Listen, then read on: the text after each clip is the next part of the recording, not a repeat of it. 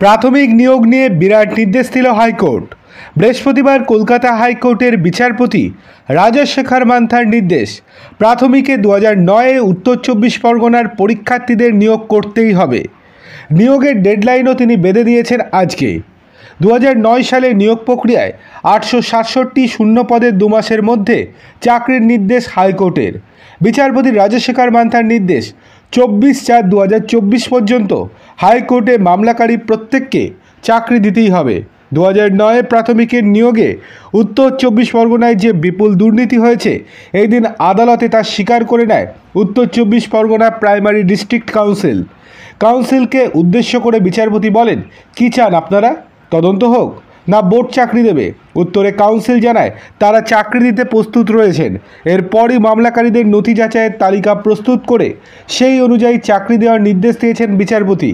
প্রসঙ্গত, বাম আমলে 2009 সালে প্রাথমিক নিয়োগের বিজ্ঞপ্তি প্রকাশিত হয়েছিল, যার ওপর ভিত্তি করে 2010 সালে জেলাভিত্তিক পরীক্ষাও নেওয়া হয়।